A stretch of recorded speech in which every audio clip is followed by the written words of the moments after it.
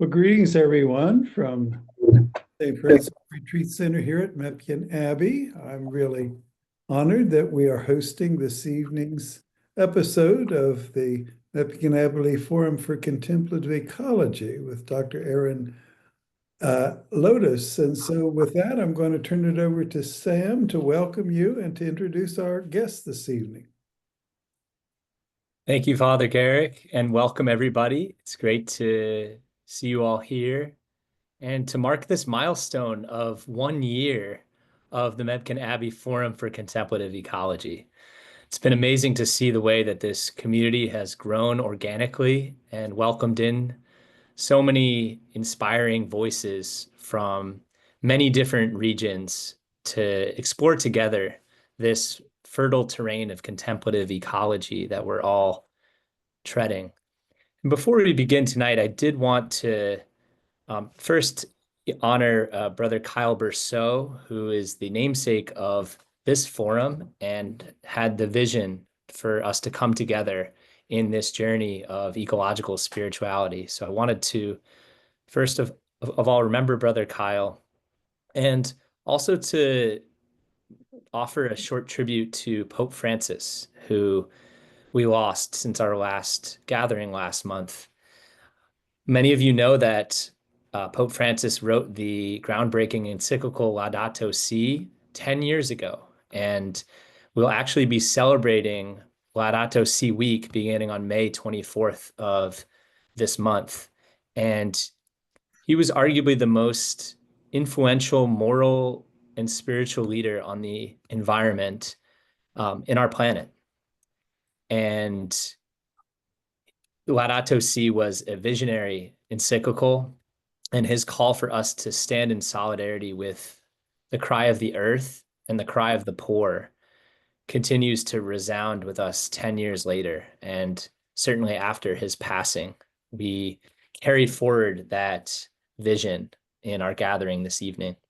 And I'll just share one short quote from Laudato Si before introducing our guest speaker this evening. The entire material universe speaks of God's love, God's boundless affection for us. Soil, water, mountains, everything is a caress of God. So in that spirit, I'd love to welcome into our circle Dr. Erin Lothes, who has become a friend and collaborator, a fellow trailblazer in this intersection of religion and ecology, somebody who has deeply inspired my own journey and taught me a lot, especially through all of her amazing work with Laudato Si. Erin Lothes, PhD, is a Catholic theologian and author of Inspired Sustainability, Planting Seeds for Action, and The Paradox of Christian Sacrifice, The Loss of Self, The Gift of Self, as well as many articles on faith-based environmentalism, divestment, and energy ethics. Dr. Lothes was an associate professor of theology for 10 years and also senior manager of the Laudato Si Animators Program with the Laudato Si Movement.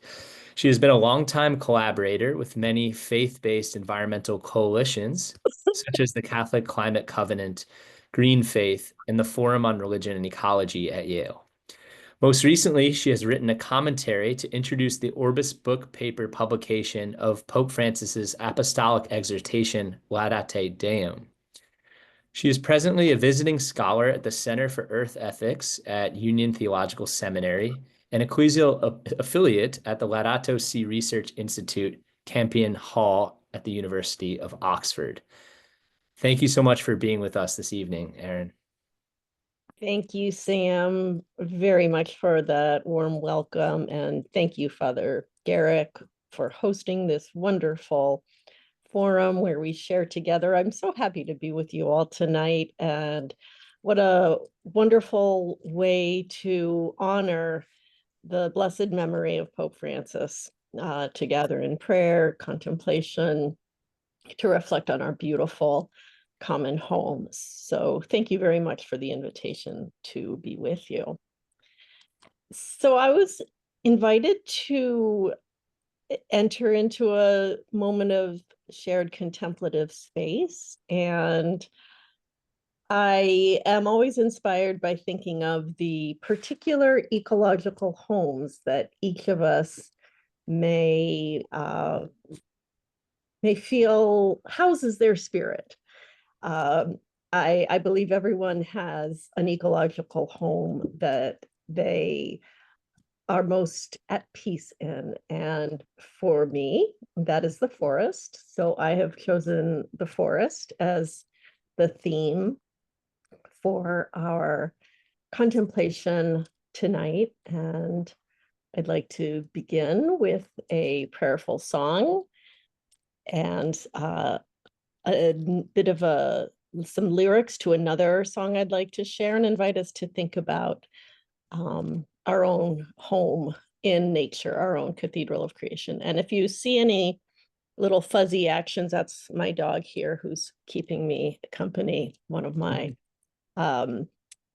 companions in my own life journey here.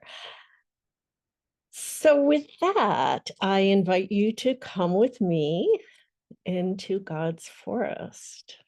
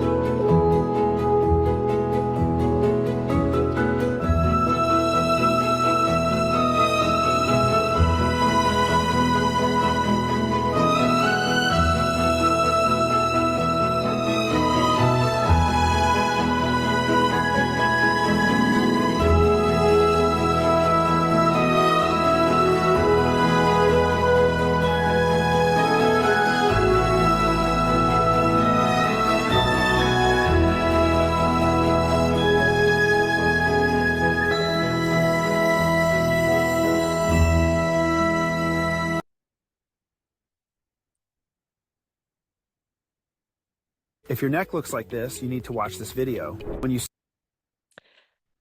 So what we hear in this beautiful video is, to me, the sound of the Lord God as God walks in the garden in the cool of the day, in the cool of the evening. And we might breathe in the air full of pure oxygen that the trees give off.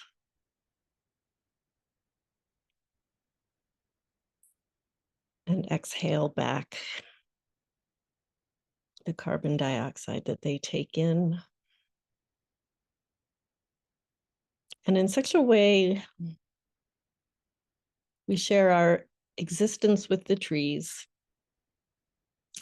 We depend on them and draw our breath very literally from the trees. As Thich Nhat Hanh would say, we interexist with the trees.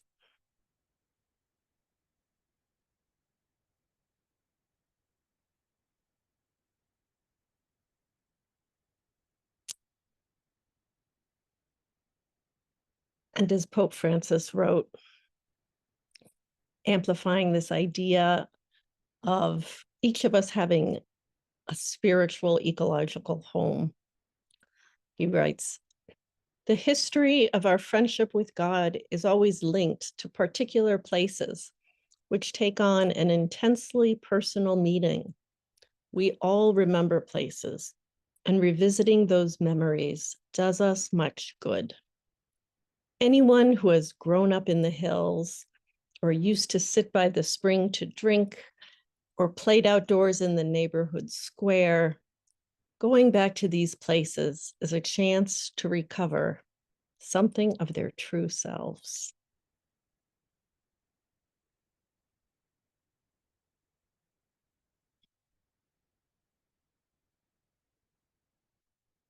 So I invite you to ponder, what is that special home for you? What is your cathedral of creation? Is it your own backyard? Is it a park nearby? Is it a beautiful place you remember from your childhood growing up?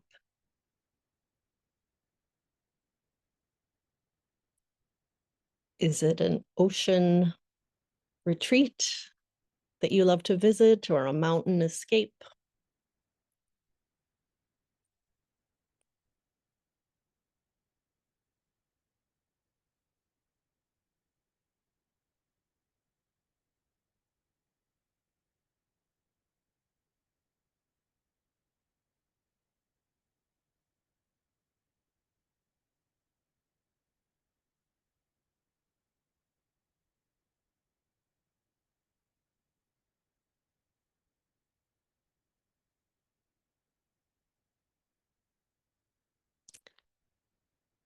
As I've mentioned, my special home in creation is indeed the forest. And so I love this hymn, which I will play, but I wanted to share the lyrics first.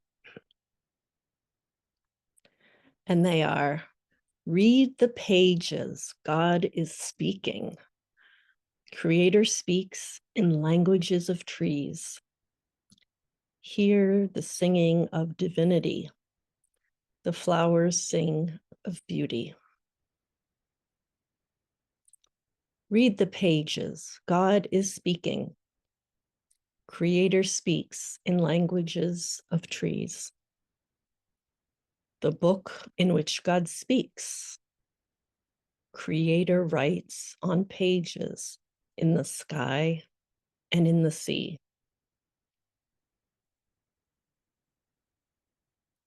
Read the pages, God is speaking. The world's a joyful mystery. Read the pages, God is speaking. Creator speaks in languages of trees. Nature is singing." So while I play this song, I invite you to sink deeper into a contemplative awareness of this special place where you perceive God moving, God's presence very close to you. If you wish, you may close your eyes, rest your feet on the ground, slow your breathing, and come into a place of gratitude and union.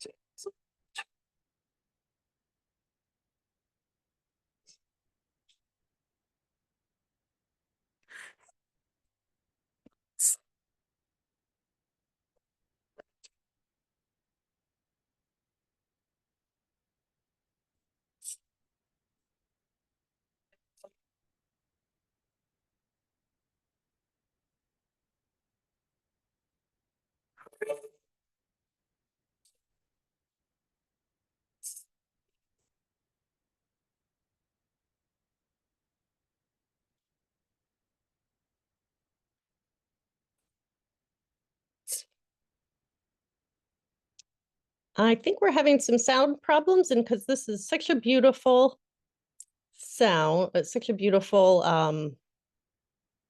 hymn, I think it's worth starting over again. There is no visual here.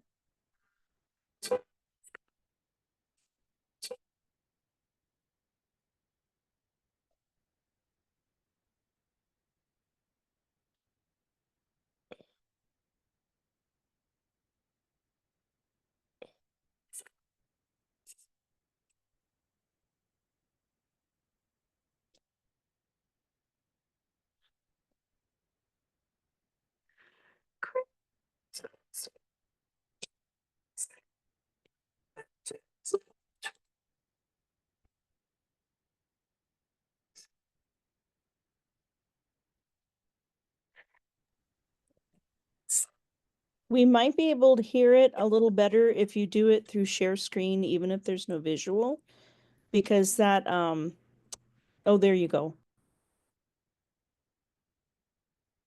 How is that? Thank you, Joy. Erin, do you want to try playing the song again? I can't hear it right now, but we can try. I think I'll send it to Joyce as you suggested. I'm sorry for this technical difficulty. No No trouble. I worries. can take care of it for you. Thank Okay, you. great. Let me Thank you, Joy. get back to the Zoom and send it to Joyce. Yeah.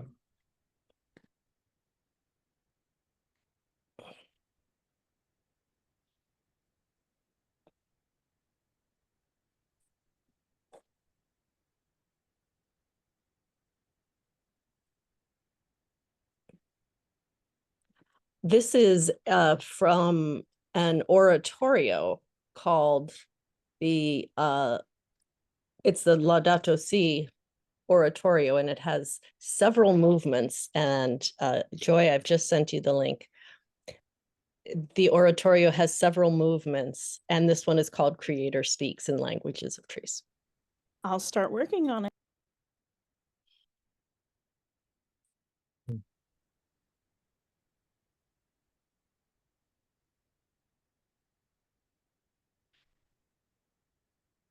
Thank you, Erin. Perfect.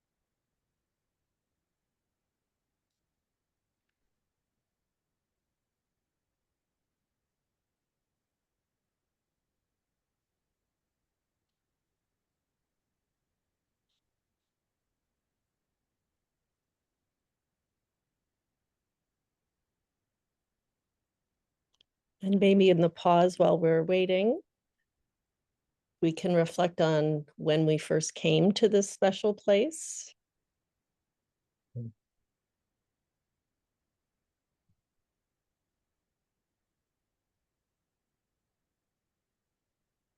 God is speaking,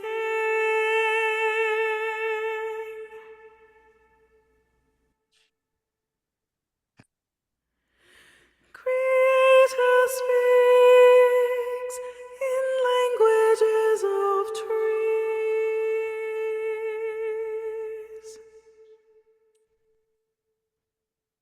Hear the singing of divinity.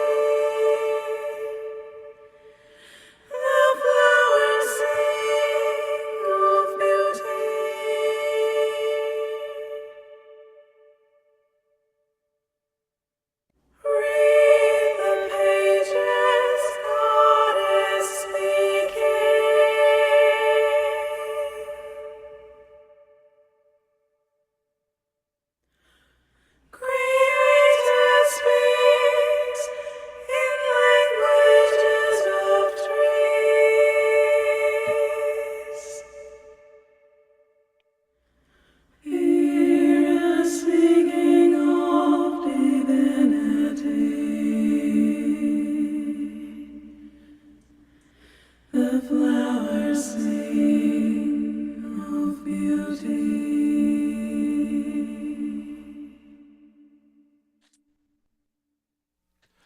Read the pages, God is speaking.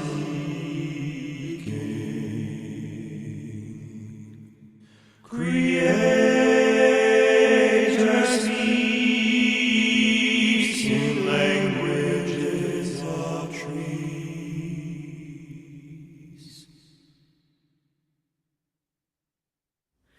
The book in which God speaks.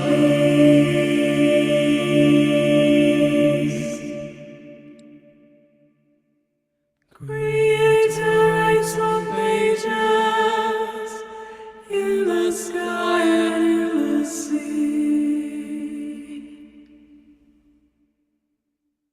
Read the pages, God is speaking. The world's a joyful mystery. Read the pages, God is speaking.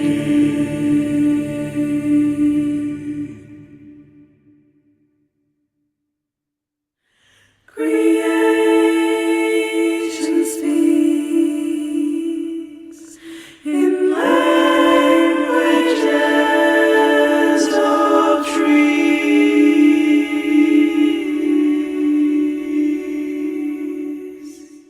Nature is singing.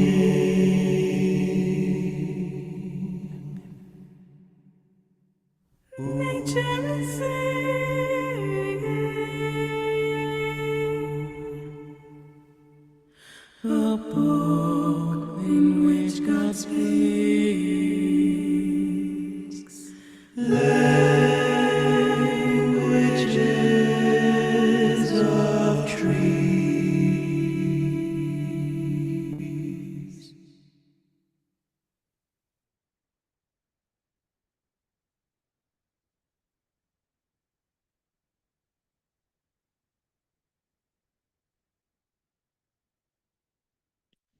Thank you, Joy.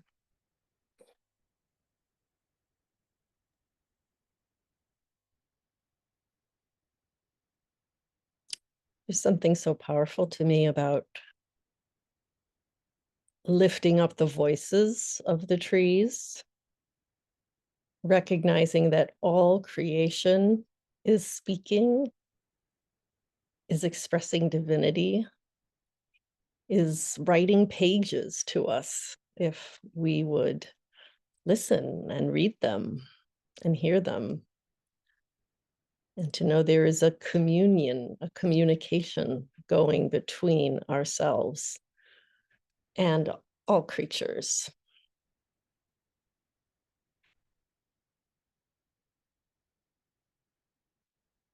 So I'd like to invite you to share something of the beloved biome you've been pondering in the chat. What place might it be? What about it leads you to peace?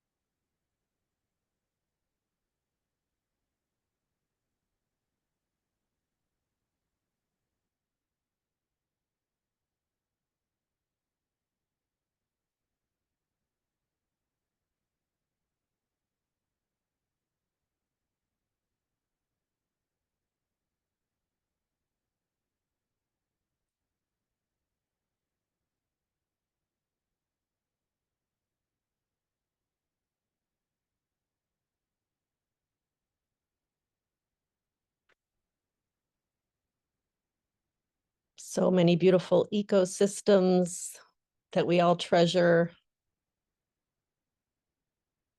Trees and plants that we've brought into our houses. Waves and the shore and the little creatures in their diverse shells. The forest canopy. Even the breeze. Oh, wonderful. Rivers flowing into bays. The sunset. And our ability to deepen our connection by explicitly pondering these beautiful creatures through art. The mountains, the blossoming trees,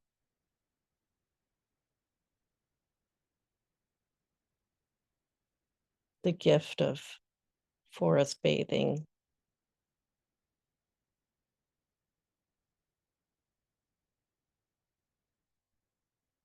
Having this special connection of being a caretaker of the trees, of planting one's own garden.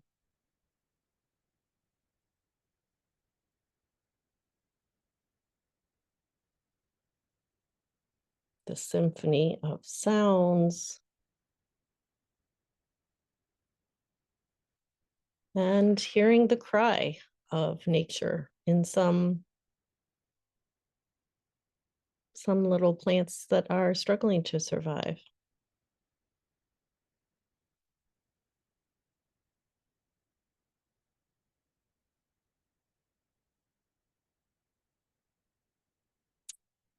Which leads me into a question for our dialogue. And we can begin with these or move on to any sharings that people wish to lift up. And I wonder how any of you may feel called to cultivate more awareness of the needs of sister forest or sister mountain or sister river where you live.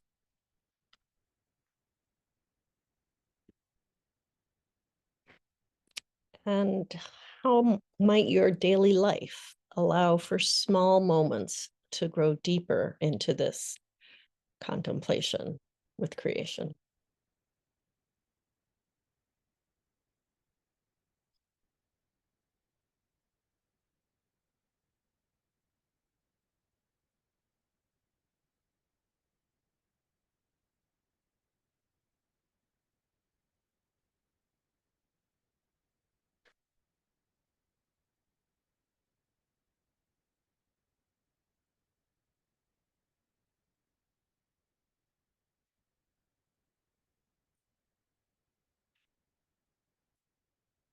And continuing to see some reverence for very particular creatures in the chat. A labyrinth garden, one special great red oak.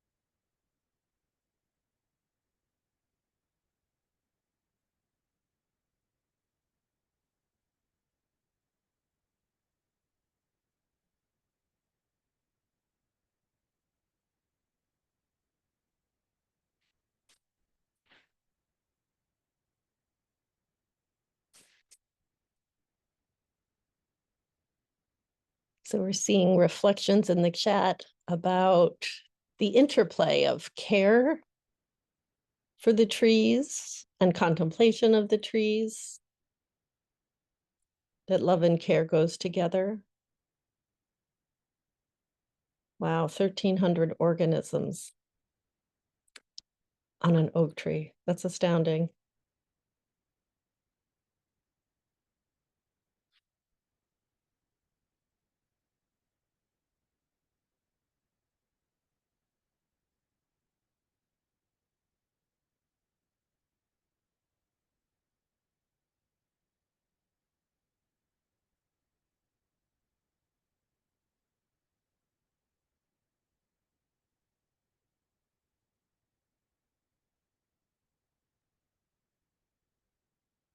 There's a tree that's special to me.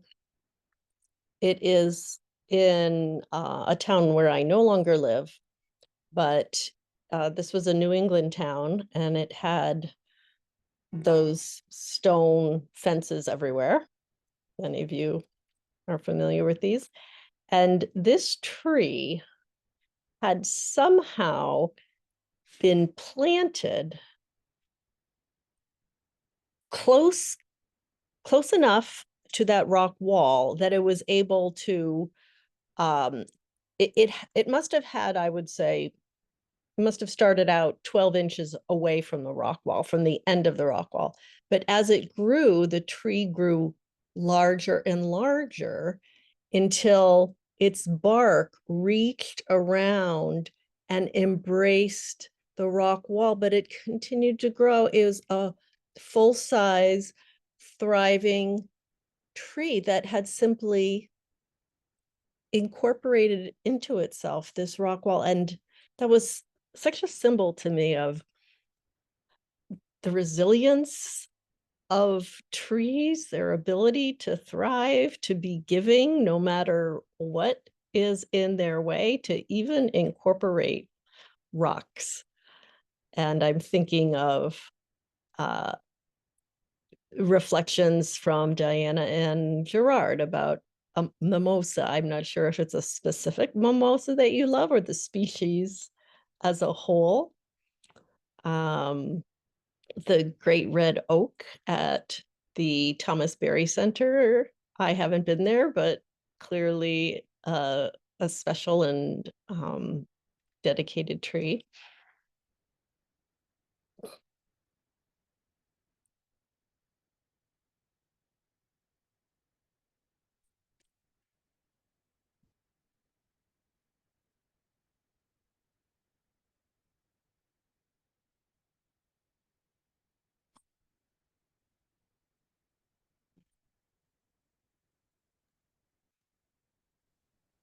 Wonderful. Thank you, Erin, for bringing us into this deep connection to the places we hold sacred and our own journeys, and giving us a sense of bringing all of these places together in our collective dialogue this evening.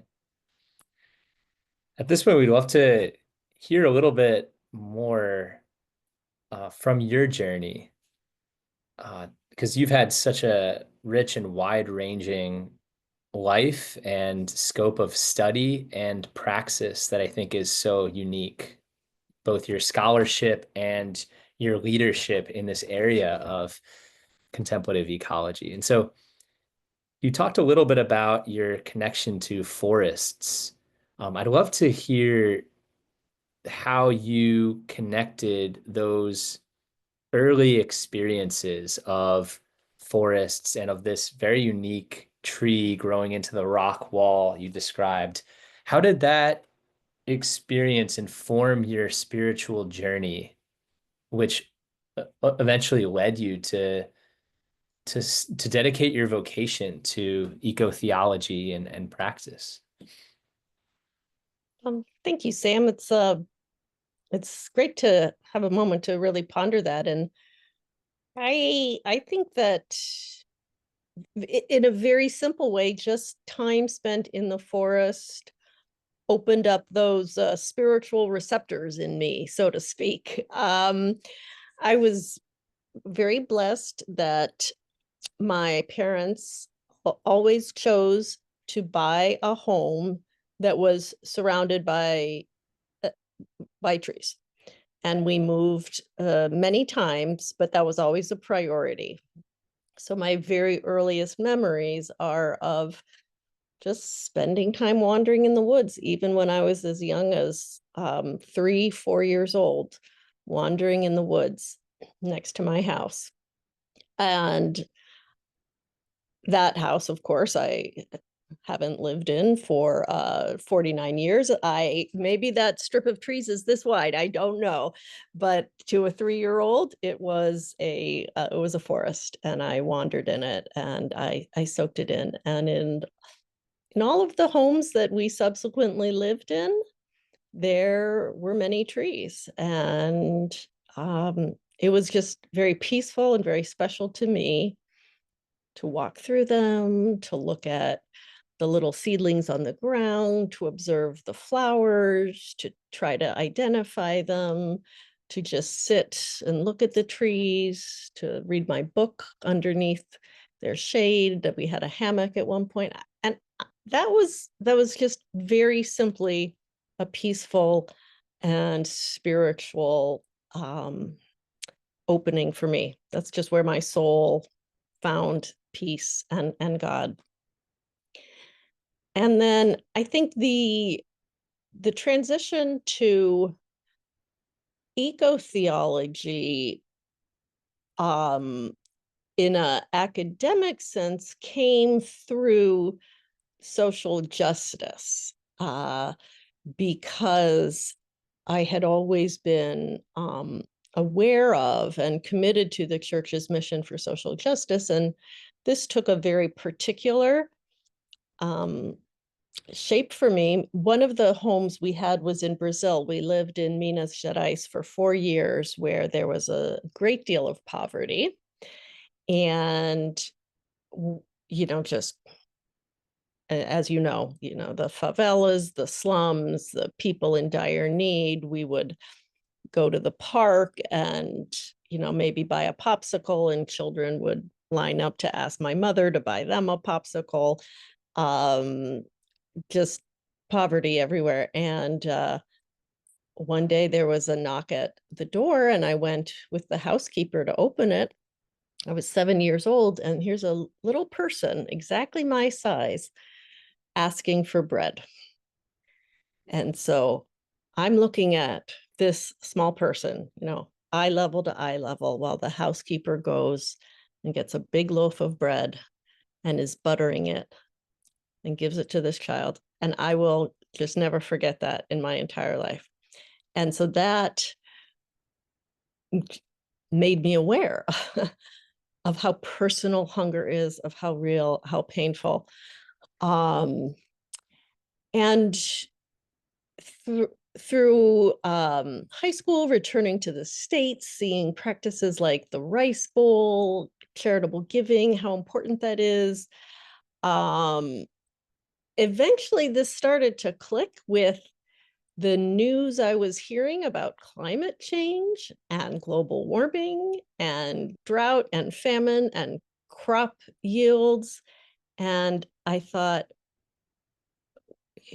the problem of hunger, the problem of family dislocation, the problem of trying to farm, all of these problems are going to get so much worse.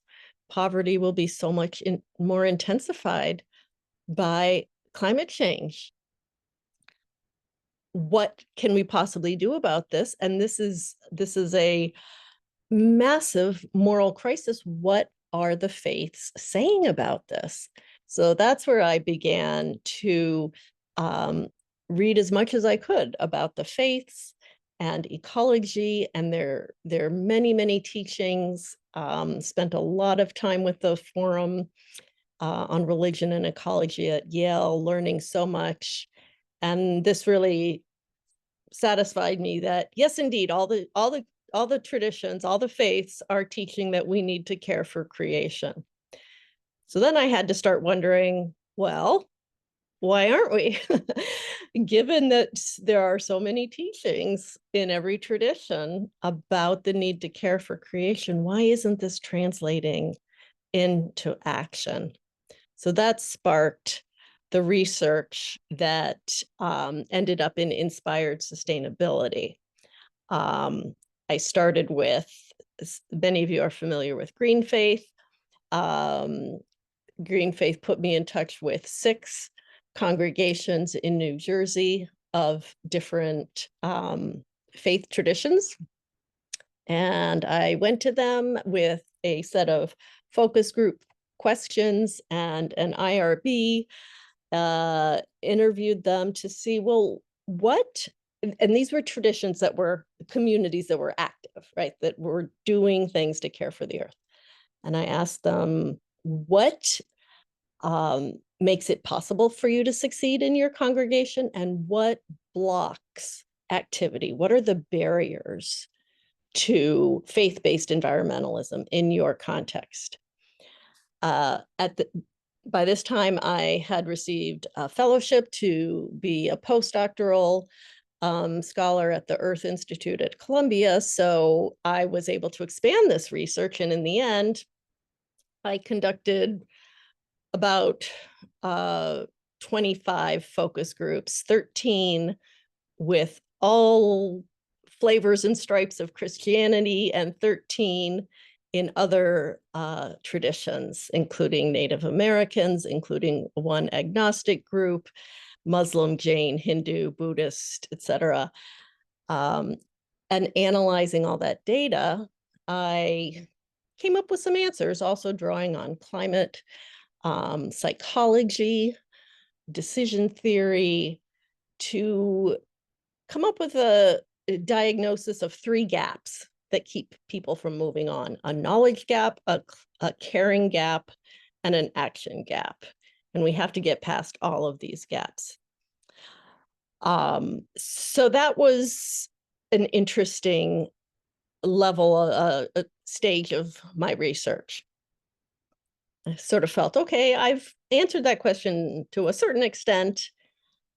What seems to be the burning issue now is simply, what do we tell people to do, right? What must we do? Well, we must reduce emissions. And so this led me into energy ethics. How can we start to talk about energy decisions as ethical decisions, because they impact people?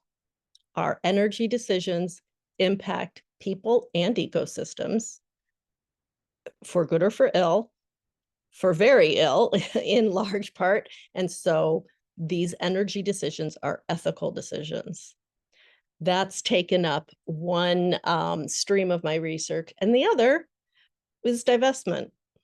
And I engaged in this both practically through a very long process to walk with the Catholic Theological Society of America toward a decision to divest, which it has done.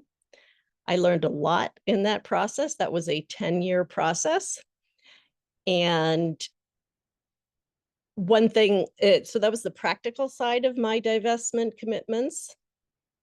And then theologically, I wanted to reflect on how divestment is a sacramental activity, that we show love of neighbor in the actions that we offer, and to offer our funds to clean energy, to healthy economic structures, is a life-giving action. And so it is one that demonstrates and embodies love of the neighbor. So I believe it's a sacramental action.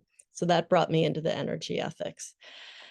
And then as time went, of course, all this time, Laudato Si was a topic of my research, and public speaking as well. What a blessing.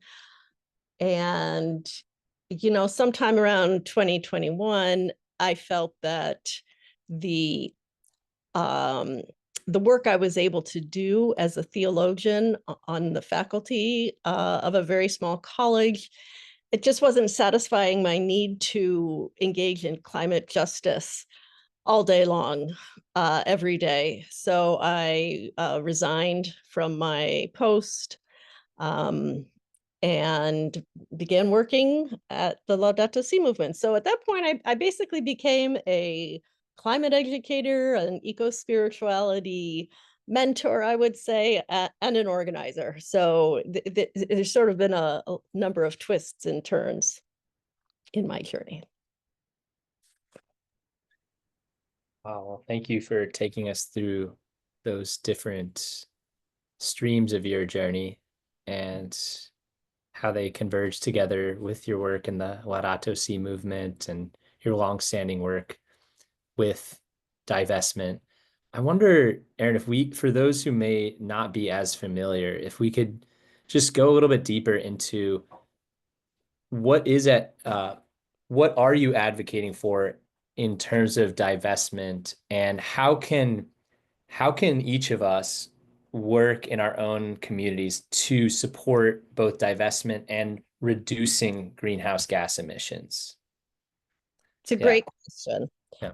And it's certainly complicated because it involves our finances. And most of us on this call, I'm willing to bet, are not financial advisors, financial experts, bank managers, etc. So these are unfamiliar topics with a lot of details that can seem, a little worrisome. We don't want to mess with it too much.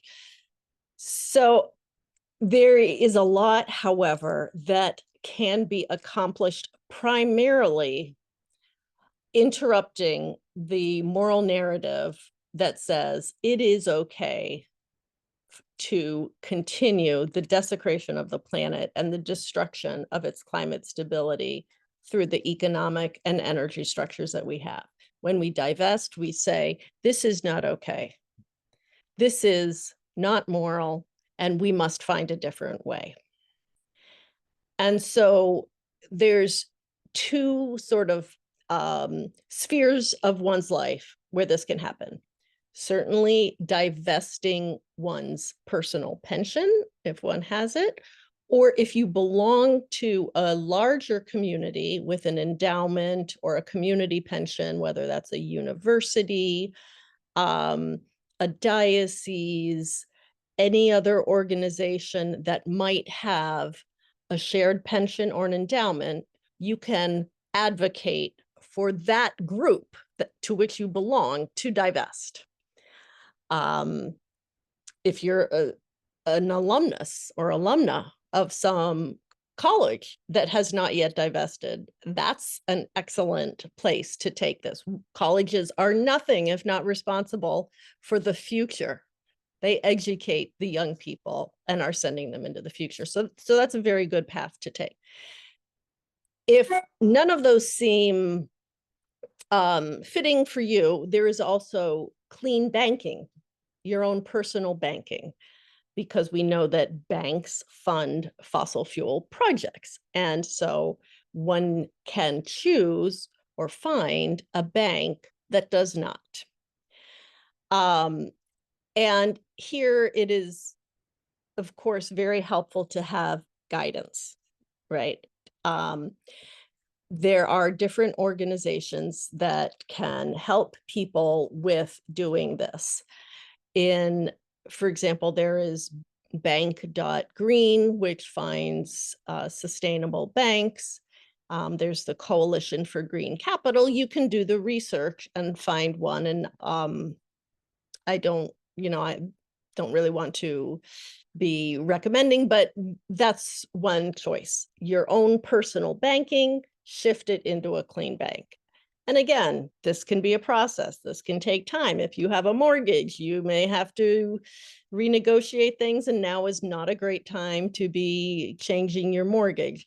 So in some ways, the public action of getting others in a community to join with you and let your voices be heard as you insist that the university where you work, or a college that you attended, or a faith community, or other large pension fund divest, is good, because this is about the public message. This is about the witness saying divestment is essential.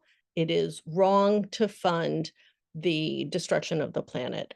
And there's a lot that can help to understand. One, we can power the world with clean energy. We have the technologies we need. They simply need to be purchased, basically. We just need to scale them up. We don't need to wait for a new technology to be developed. We just need to buy them, install them, plug them in, turn them on.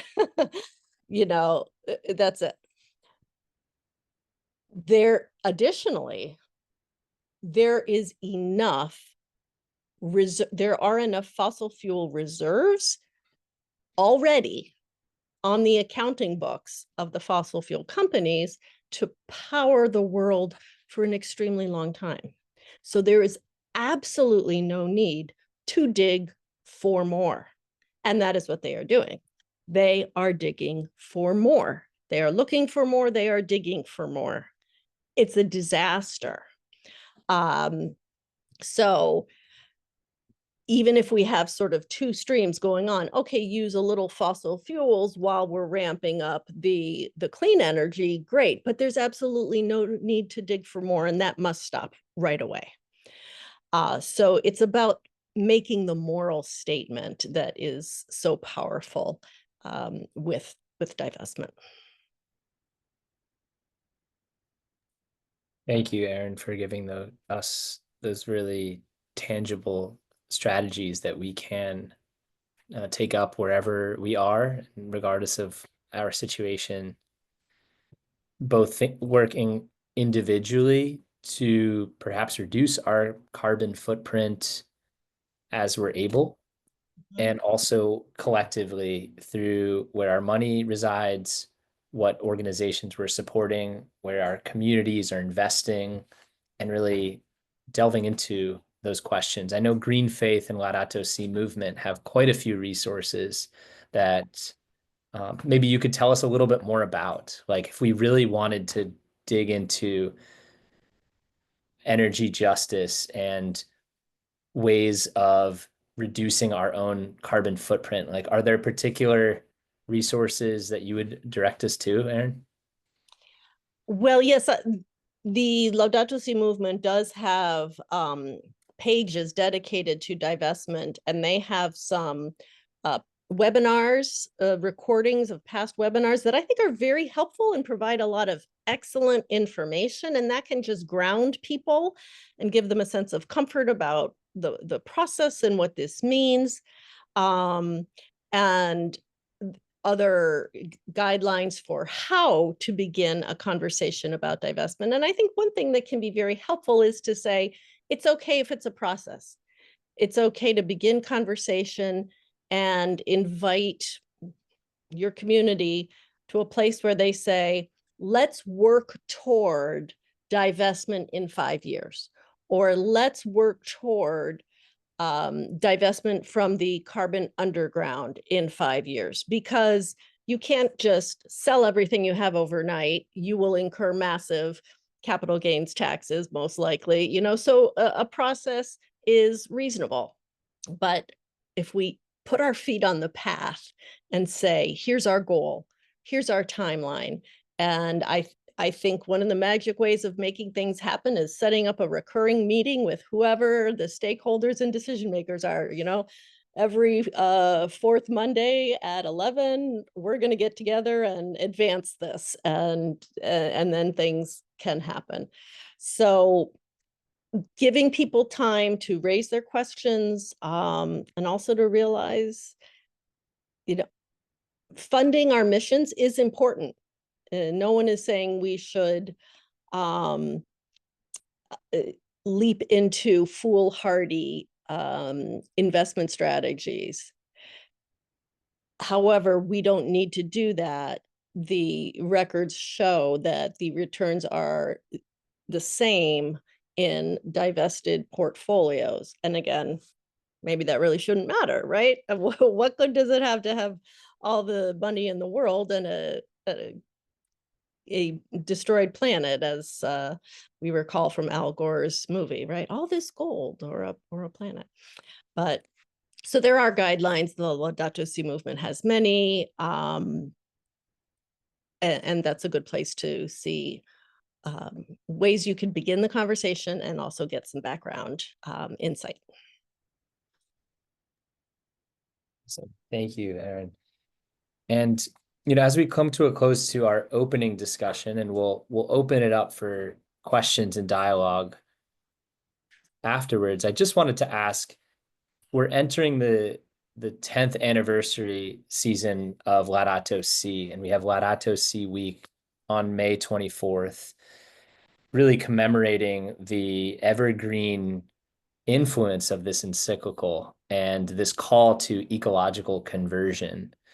And I'm curious about how you see the afterlives of Laudato Si, especially in this very trying political climate, time of climate denialism, rollbacks of environmental protections, certainly all across the US. And as we look toward a Brazil climate change meeting in November, how can Laudato Si and the moral force undergirding that document help to continue this shift toward renewable energy, toward protecting vulnerable populations from climate change? What do you see as the potential for how we move forward, especially with this document?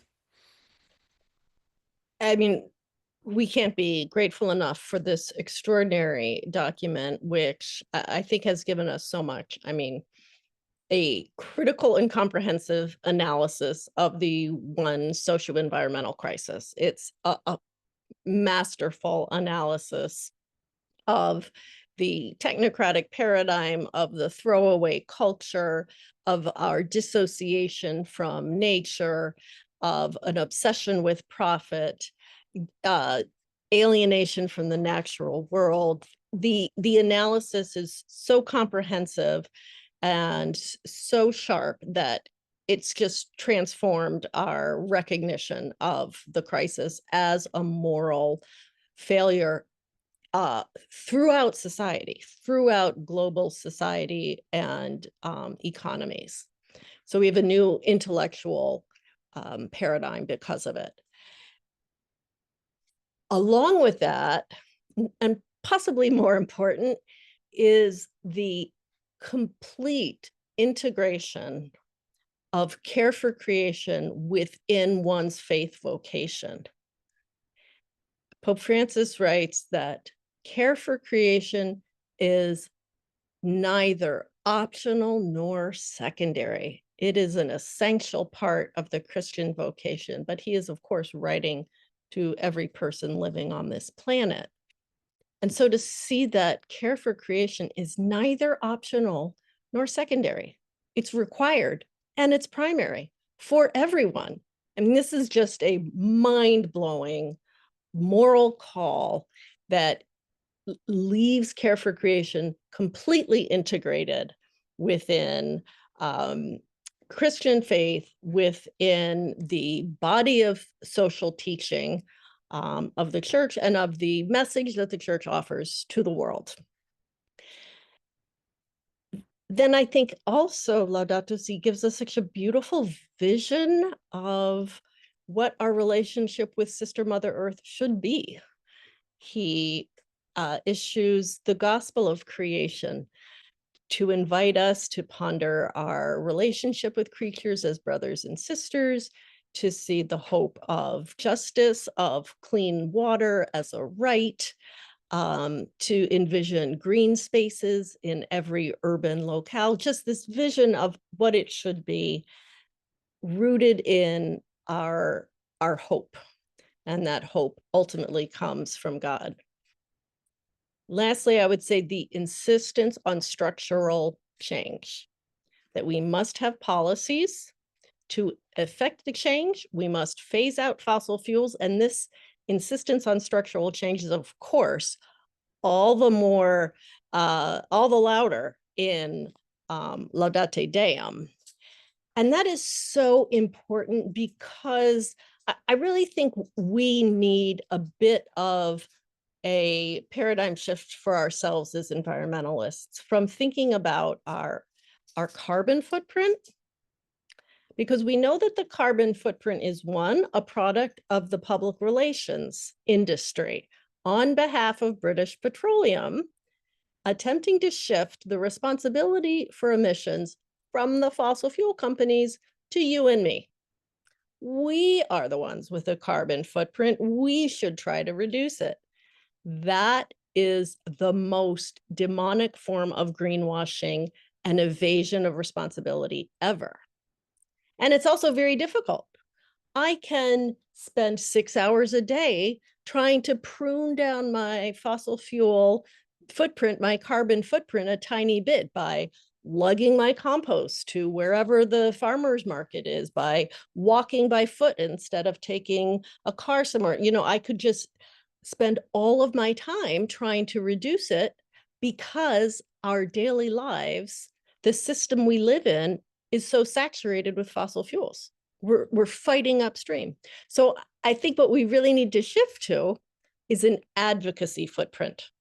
How much are we using our voice, our vote, our ability to write letters, our ability to gather in the public square, our ability to show up in the congressperson's office, to flood their phone lines, to divest? These are the things that will lead to change. If I recycle all my plastic bottles, we still have a problem. But if we pass laws banning and outlawing the production of plastic, none of us have to worry about it anymore. We have created a plastic-free world, and that's our goal. Appreciate you helping us to think more systemically and from this advocacy perspective, Erin, and to realize that each of us participates in these systems that are upheld by very powerful interests. And as Bill McKibben says, perhaps the number one thing we can do about climate change is to be less alone, right? To build community, form coalitions. I see a few friends here from the Spirituality and Sustainability Global Network who have been very active in advocacy roles and in the Fossil Fuel Non-Proliferation Treaty, and really certainly promoting that international effort. And so I think building these kind of community networks for advocacy is obviously such a huge need right now. Erin, at this point in tonight's discussion, I'd love to open up the dialogue with our participants and encourage folks to offer a question or a comment, which you can either put in the chat or press the react button on the bottom and raise your hand. We just ask maybe you share one relatively concise thought or question so we can hear from as many folks as possible. Well, let's open it up for some group questions for Erin and discussion.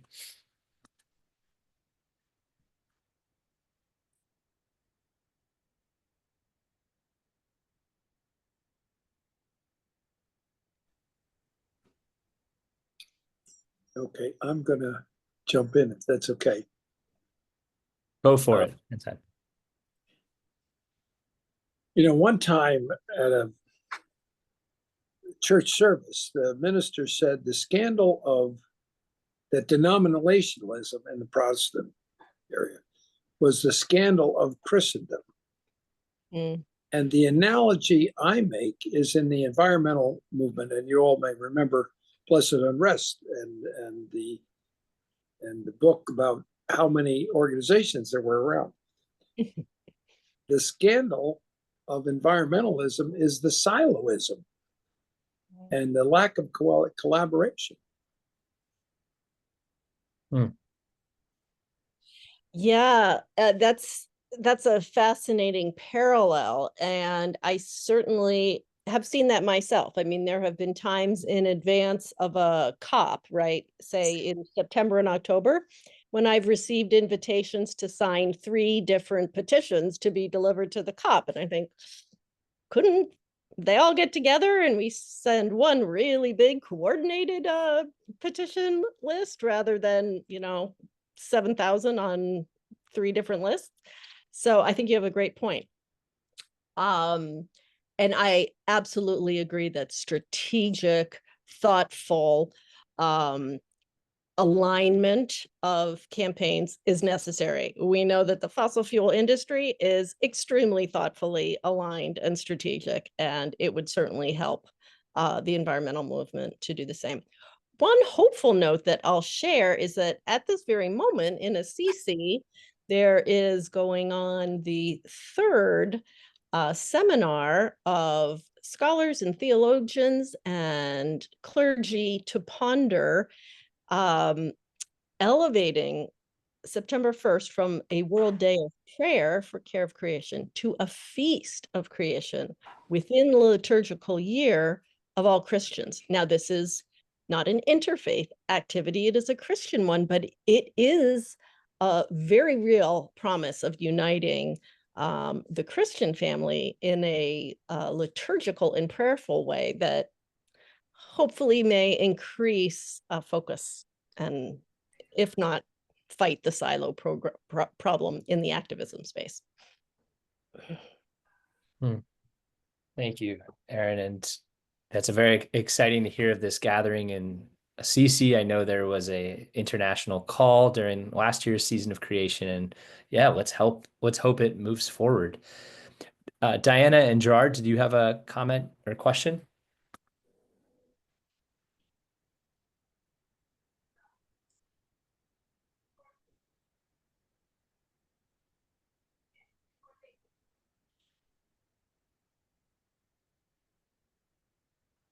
Unmuted.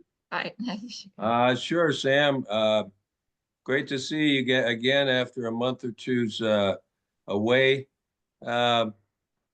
Sure. Diana and I would like to really congratulate Erin for her path and the path you've taken. And I think there's similar paths and different paths that we can all take, such as Ensign was hinting at there.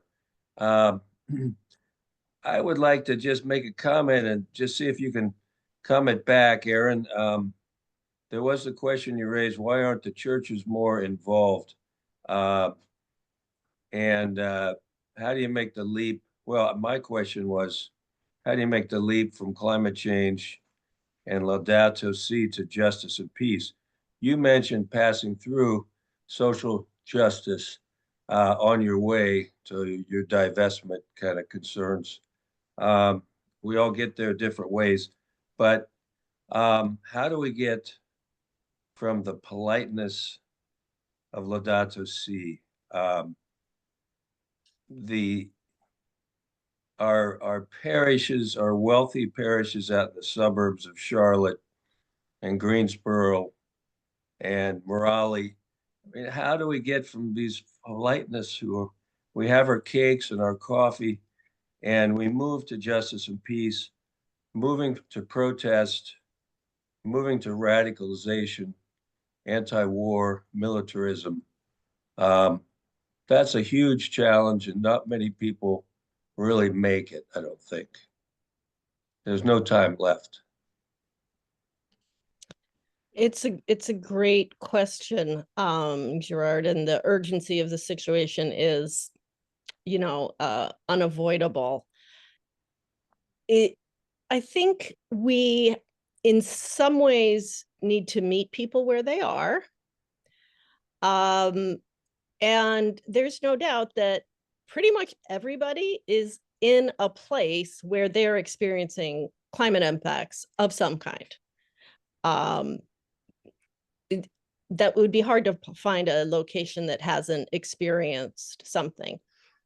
And what we know is effective is in moments of dialogue, however those come up, whether they're generated deliberately, say by a film screening or a church lecture or other event, where a space is made for persons like yourself, maybe in pairs, to share their own story. Why are you concerned?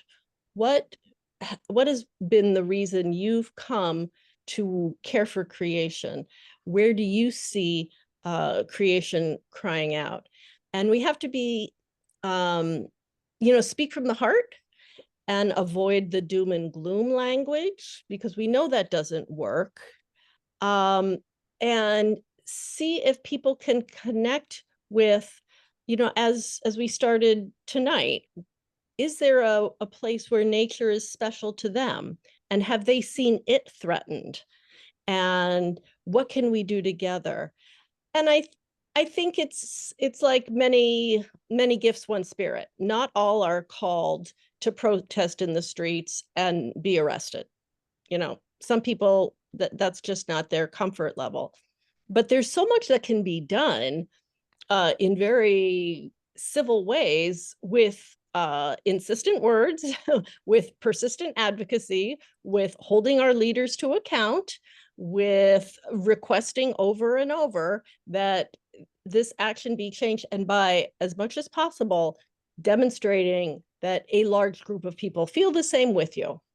Whether you're gathering together many in your parish to come to the minister and say, we're all really concerned, and we think we would like to help the church transform its energy system, find a way to send relief to Sudan, and find a way to bring in a local scientist, a local science teacher who can be a trusted local messenger to say, here's some facts, and here's what we need to do. So I hope some of that is helpful. And as Sam said, finding community. And there are so many wonderful communities and coalitions that can help train and empower leaders just like yourselves to be more effective. The Laudato Si movement, GreenFaith, of course. Leadership Change Network. There's many groups whose mission is to empower others. And so we're not doing it alone. We're getting advice on best practices on how to invite others in, because from research, there are ways to turn people off and there are ways to bring people in. So I applaud your determination to respond to the urgency. And I think you will find many fruitful ways to see that desire flourish. It's yours.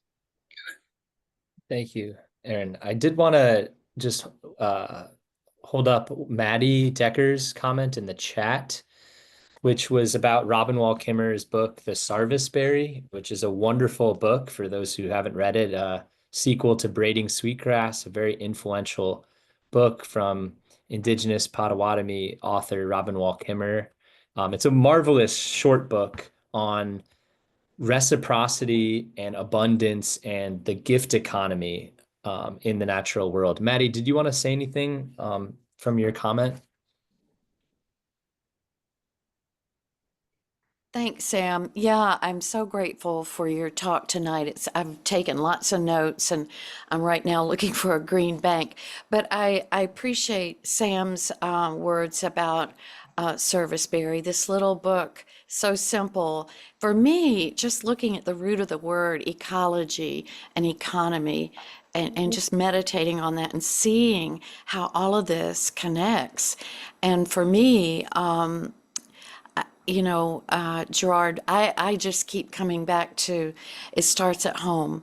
And even just one person beginning passionately to do something like this can have ripple effects. I just appreciate the knowledge that you brought tonight, and for all of us to awaken to these ways that we can be more conscious and present. Thank you so much.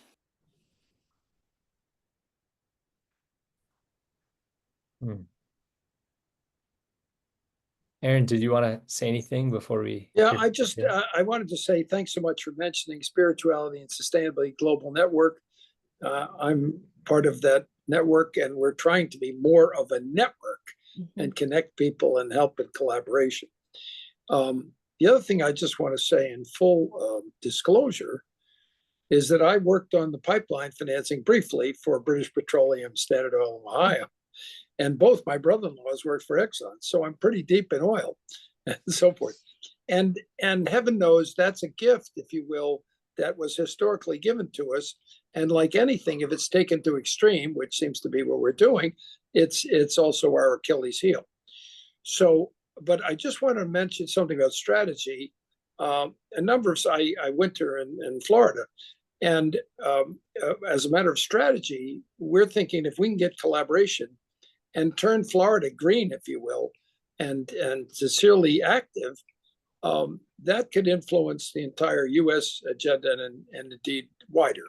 So as a matter of strategy, we're trying to see if we can convene some real energy around that with major figures as well as grassroots. So anybody that's interested, please reach out and let us know. Thanks.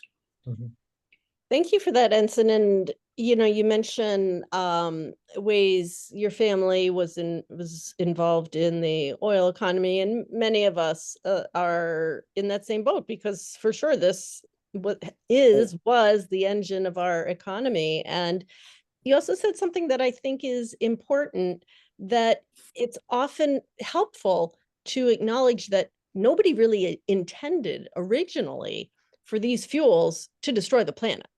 That was not their hope. Their hope was to empower transit, make life less laborious, keep us warm and healthy, turn on the lights, all positive, healthy, life-giving things.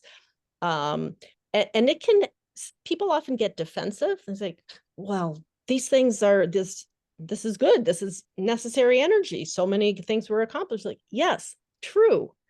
However, we have now exceeded the part where, with a nod to Maddie's, I think, lifting up of harmony, of a circle of harmony, where the circular economy, the gift economy, takes up the waste that it produces and keeps things in balance. We've exceeded that balance, very obviously, and we know it. And so now we must change, because we have the knowledge. We are now complicit with full awareness. So that is the reason why it's time for change. And I love this idea of strategizing to move Florida. And I would strongly encourage you to find every coalition you can and connect with their Florida chapter to magnify your impact. Yeah, I recently heard a presentation too about garments, and we produce, I don't know, like 90 billion, don't quote the number, and we only need like 30. I mean, we have way excess of things, and they encourage people to shop in their friends' closet. In other words, don't shop for new garments. Buy at thrift stores or wherever, so that you use old garments. Yeah. Just a brief footnote. So I also am on the board with Ensign for the Spirituality and Sustainability Global Network. And if anybody's interested in connecting with that community, we're actually hosting a webinar on Thursday with Alan Otaro, who is the director of the Catholic Youth Environmental Network of Africa. He's based in Nairobi, Kenya, and he's going to be speaking with us about his efforts toward green energy and grassroots environmentalism across Africa with youth leaders. So that will be a pretty special event on Thursday. Erin, anything else you wanted to share from what Ensign said? Well, I do entirely agree that strategic connections are very important, and that can follow from, first of all, building community. This is a hard problem to tackle alone. We can't tackle it alone, and it's too discouraging to tackle it alone, but it's energizing and transformative to gather with others. So if any of you haven't found your network, your community, I invite you to keep looking to find it. Reach out to me, maybe I can help, or Sam. because that is so important. And again, I would say aim for strategy, and for that to be effective, we need to draw on best practices, right? The civil rights movement succeeded because it was incredibly intelligently planned. And there are best practices for being effective, for devising campaigns, for media outreach that has an impact, et cetera.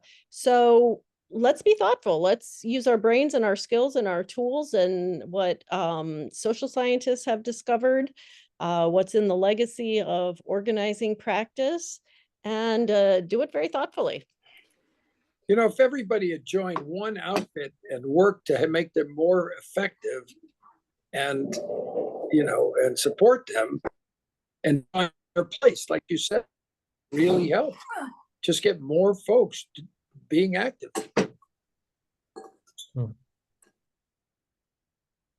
Then, do we have anybody else who wants to offer a thought or a question for Erin?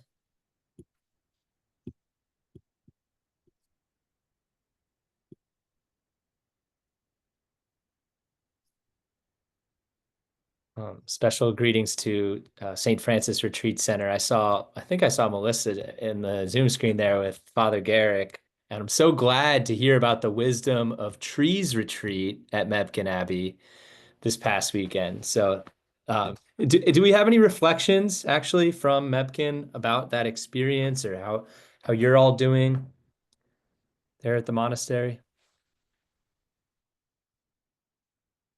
Feel free to unmute yourselves.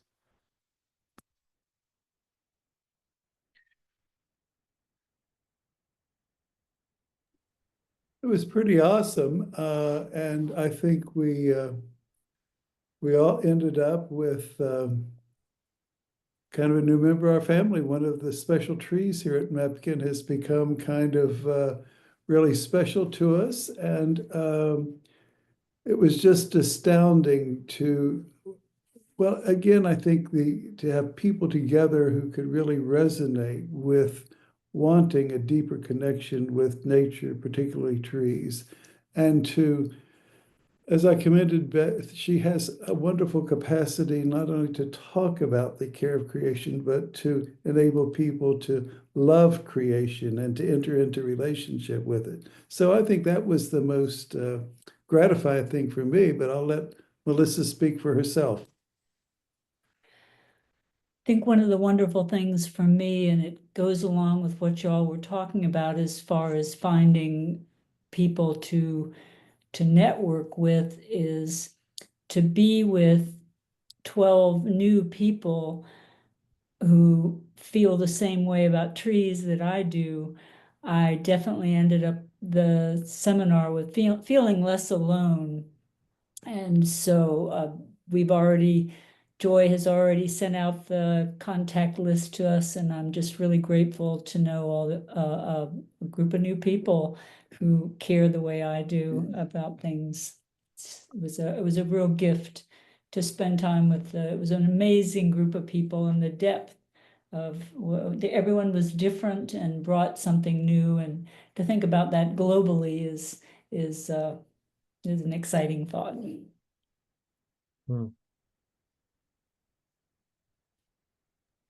I'd like to add just one little thing to that, having just come back from that retreat. Yeah, it was amazing to be there together, and such an incredible group together. Is really the sense of, instead of tree as object, as something that is beautiful to us, it actually developing the relationship, the kindredship. It was remarkable to be invited into that kind of time of developing relationship. So I just wanted to add that. Thank you. Thank you. Great. Thank you. I guess I'll just add one thing, since I was there too, is I think in developing that relationship, at least for me, I developed a greater sense of compassion for what trees are facing. I was looking at a tree along the Cooper River, and it had a an offspring tree that had died from the rising river. So it was a lesson for me. Thank you, Jay. So we're looking forward to Sam coming down, I think the 8th of September for another ecology retreat, and we'll do a little more exploring. Absolutely. I'm looking forward to returning to beautiful monastery along 3,000 acres of forested land along the Cooper River. And certainly hope Erin will have a chance to visit someday, and many of you who have yet to walk the grounds of that sacred place. Erin, as we come to a close, I just wanted to give you a chance to offer any parting thought, intention, blessing for our community here. Thank you, Sam. I will share a parting thought that someone asked me, what's needed now that Pope Francis has gone to his heavenly rest. We have Laudato Si, we have Laudate Deum. Is there anything that we might yet need as a teaching? And my thought is maybe, that beautiful, powerful call to duty. Care for creation is neither secondary nor optional. It is an essential part of Christian virtue. That is transformative to me. But I think we need to maybe say, what exactly does that mean, right? What kind of care, how much time do we spend, if we're not full-time climate activists? What exactly does every Christian or every person living on this planet need to do? So I was having sort of a mind game with the idea of the 10 Commandments and thinking, what if we were to make a parallel? And the first 3 commandments are about honoring the Sabbath day. And for many of us, that translates into an hour of worship somewhere. What if we created a parallel, an hour of contemplative time in creation every week? That is our 1 hour. And then regarding sustainability, we know many of us use 4.5 Earths or more. Shockingly unjust. What if we aimed to reduce that down to 2 Earths? Now that's so hard to do because of the structures in our current world. So then we need an advocacy footprint. We need to devote ourselves to advocacy. And since we just came out of Easter, I was reflecting on the 7 weeks of Lent and thinking 7 hours of devoted, purposeful, meaningful advocacy. And then you get the 1 plus the 2 plus the 7, you get 10 commandments for the ecological obligation.